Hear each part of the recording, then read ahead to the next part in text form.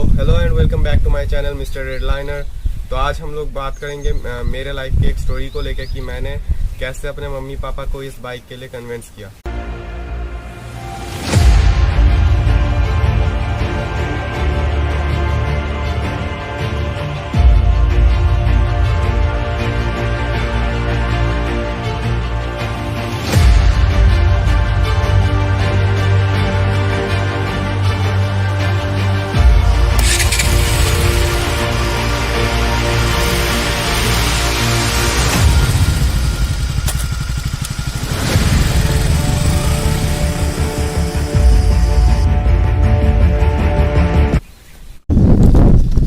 दरअसल ऐसा है, जब मैं सिर्फ 16 साल का था तभी से मुझे एक बाइक चाहिए थी।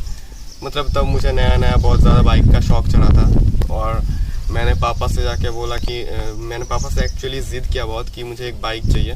तो पापा ने उस टाइम मुझे नहीं दी क्योंकि मेरा एज बहुत ही कम था और आप जानते हो कि इतने कम एज में बाइक देना एक बहुत ही ज़्यादा डेंजरस हो सकता है। एक तो ये इलीगल है और ऑफ कोर्स देना भी नहीं चाहिए, कोई भी इंडियन पेरेंट्स देता नहीं है। तो उस वक्त मुझे बाइक मिला नहीं क्योंकि मैं बहुत ही छोटा था और मैं समझ चुका था कि इस एज में बाइक लेना नहीं चाहिए क्योंकि ये लीगल नहीं है।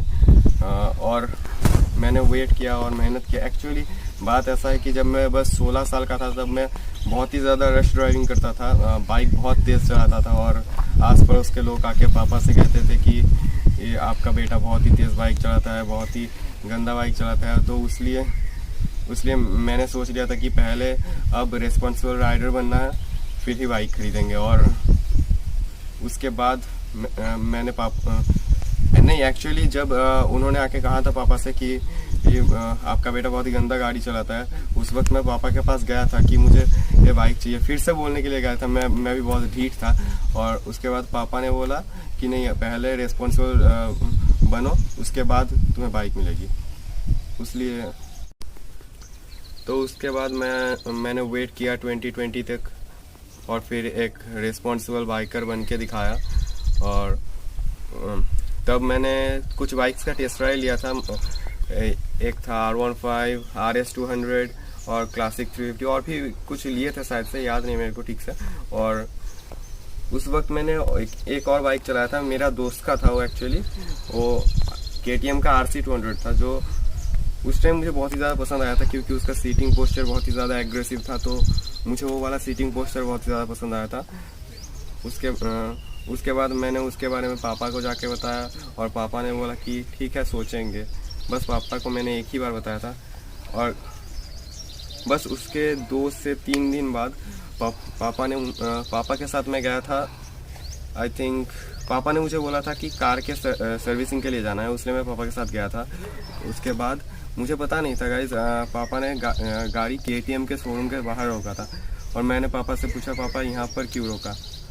और पापा ने कुछ नहीं बोला। मैं अंदर गया तो मुझे पता चला मेरे बाइक की डिलीवरी के लिए सब कुछ मतलब माहौल बना हुआ था। और मैं उस टाइम भी मैं बहुत ही ज़्यादा हैप्पी था गाइस। मैं लिटरली बता नहीं सकता मेरा हैप्पीनेस कितना ज़्यादा था उस टाइम। और मैंने बस पापा से तब एक ही बात बोला था, आई लव यू पापा।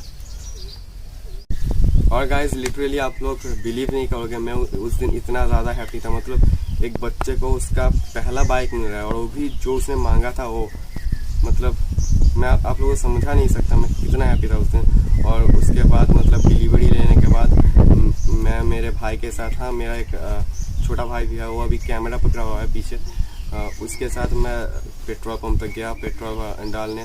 फिर पेट्रोल डालने के बाद पापा हमारे आगे आगे जा रहे थे कार से और मैं पापा के पीछे पीछे आया घर तक। और उसके बाद मम्मी ने भी बाइक देखा, मम्मी भी सरप्राइज थी। एक्चुअली मम्मी सरप्राइज नहीं थी, मम्मी ने बहुत ज़्यादा हेल्प किया था बाइक के लिए। जब मैंने पापा को बस एक बार बोला था RC200 के, उसके बाद मम्मी ने ही पापा को मनाया था।